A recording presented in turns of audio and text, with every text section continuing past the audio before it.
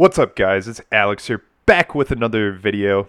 Today is going to be a start to a new series that I'd like to call AB's Lifting Show. Now, sure, I'm not qualified to pretty much give you guys lifting advice, but I have been lifting for nearly 5 years, and even though I've been doing it inconsistently, I've been trying to learn more and more about powerlifting and strength training and stuff like that. And based on what I've seen, I just want to give my own opinions about different things. So don't hate on me in the comments.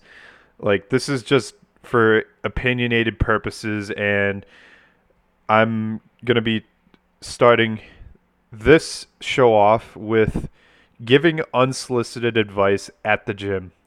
Now, you've probably seen something like this before. Like, come on. As long as you've been in the gym, you've had at least one person try and walk up to you and try and tell you how to change your form. And you know how annoying that is. I I honestly want to rage the fuck out of I honestly want to rage when people try and tell me how to improve my form, because honestly everybody should be minding their own fitness. And just because somebody does it one way doesn't mean that's the end all be all way.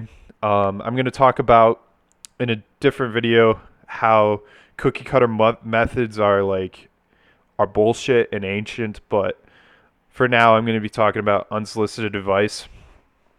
Now, the reason why I want to bring up this topic is because everybody has a different goal. Everybody has a different goal, and not each person is not going to two people aren't going to have the same goals, and two people aren't going to perform an exercise a certain way because it doesn't go with their goals. So, my goal is to build strength, and it has been my goal for a while now.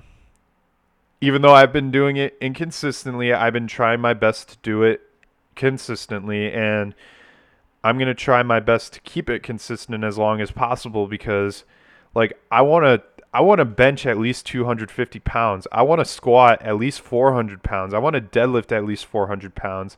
Like, I've never been more hungry to do that, because I just hit a 315 squat a couple weeks ago. I just matched my max on the bench just a couple of weeks ago, and I just failed on deadlift for at a weight that I could have probably done multiple times, but I ended up failing at it. So I'm hungry to pretty much get stronger, and I might be want to get stronger. Another person might want to do CrossFit, and then another person wants to build muscle. But for me, I just want to build strength. So I have a couple examples of people who have tried to tell me unsolicited advice. There's been one that's tried to tell me how to perform the tricep pushdown with a rope, and then there's been another one, a few others that probably happened when I was in high school and still lifting inside of our high school weight room.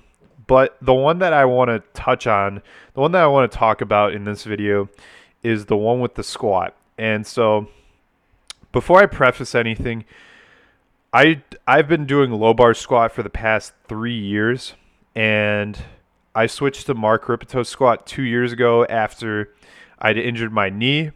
And right now I'm squatting with a wider stance than I've ever been squatting before. So my squat has been pretty much adjusted to be comfortable for me and to be most efficient for me.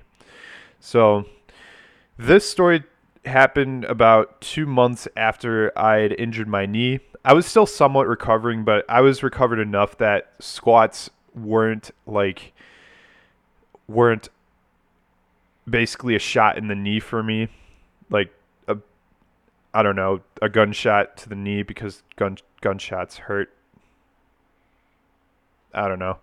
But even though I wasn't fully recovered, I was recovered to the point where squats weren't as painful as they used to be. So I learned Mark Rippetoe's method of squatting, and I learned the starting strength method, and I wanted to start doing that. And if you know what Mark Rippetoe's style of squatting is, he basically have a more horizontal back than you'd normally do because the bar is lower on your back, and he'd have you look down.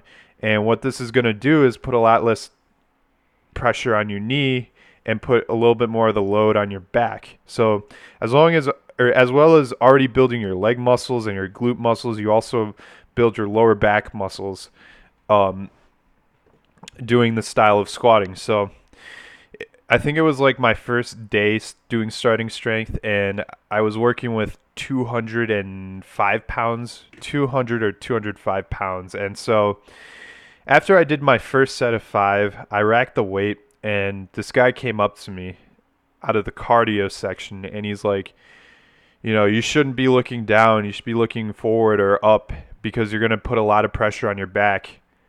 And I was seriously about to rage at this guy. I mean, that's the entire point of the Ripito squat. He has you do a horizontal back angle. He has you look down so you can build your back. And it's not like you're going to load 500 pounds on your back right away. You're going to progressively get stronger and stronger, progressively add weight to the bar, and progressively get your back stronger and stronger so it can adapt to even heavier and heavier weight. So I was about to tell him, like, I was about to give him a lecture, but he didn't want any of it. He was just like being a jerk, and then he just left, and that was the end of him. But don't give unsolicited advice at the gym. That's all I can say. Everybody has a different goal. They don't have the same goal that you do. It's that simple. Like, the reason why I'm doing it the Mark Ripito style is because I've been low bar squatting for 2 years, or for like a year incorrectly, until Mark Ripito taught me the correct way. And now I'm just trying to improve it. Like, not everybody low bar squats. 90% of people do high bar squats, but I do low bar just because that's where I feel comfortable. And the mechanics of a low bar squat are a lot different than the mechanics of a high bar squat. So please, PSA, don't give unsolicited advice at the gym. Anyways, that's it for episode 1 of the AB Lifting Show. I'll see you guys next time. Bye.